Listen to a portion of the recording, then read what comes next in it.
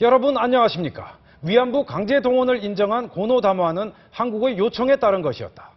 아베 정부가 이렇게 결론을 내서 파문이 일고 있습니다. 네, 도쿄 연결합니다. 자, 이명서 특파원, 그러니까 일본의 주장은 고노다마가 사실에 근거한 것이 아니라 이 정치적 타협물이다, 이런 말이죠. 네, 일본 정부의 고노다마 검증 결과 발표의 핵심은 1993년 고노다마 발표 전에 일본 정부와 한국 정부가 고노다마 문안을 협의했다는 것입니다.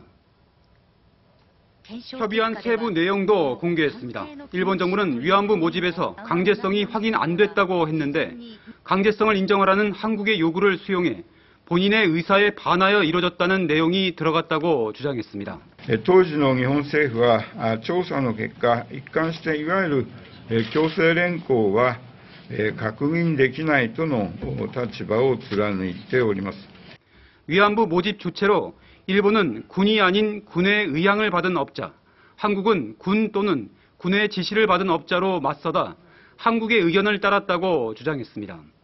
일본 정부가 한국의 요구를 수용한 것은 그러면 위안부 문제가 해결될 것으로 기대했기 때문이라고 밝혔습니다. 당시 일본 정부는 16명의 한국인 위안부 피해자들의 강제동원 피해 증언을 듣고 고노다마를 발표했습니다. 오늘 검증 발표로 당시 피해자들의 증언까지 모두 사실이 아니라고 부정한 셈으로 20년간 유지되어 온 위안부 문제의 핵심을 뒤집고 있습니다. 지금 보면 고노담화가 사실상 무력화된 건데 그런데 아베 정부는 이중적인 행보를 보이고 있지 않습니까? 네, 그렇습니다. 일본 정부는 이렇게 고노다마를 무의미하게 만들어 놓고 여전히 고노다마를 계승한다고 앞뒤 안 맞는 주장을 계속하고 있습니다. いずれにしろ今度を見直さない、これを継承するという政府の立場は何ら変わりはありません。 고노다마 직접 수정은 비판이 워낙 강하자 계승한다고 발표만 하면서 정치적 타협물로 격화시켜 사실상 무력화시키는 작전입니다. 고노다마 발표 뒤 20년 동안 축적돼 온 새로운 자료와 전쟁 범죄에 대한 깊은 반성을 모두 외면한 행태입니다. 또 설사 외교적 협의가 있었다 하더라도 이것을 일방적으로 공개한 것은 최악의 한일 관계에서 또 다른 외교적 파문을 낳고 있습니다.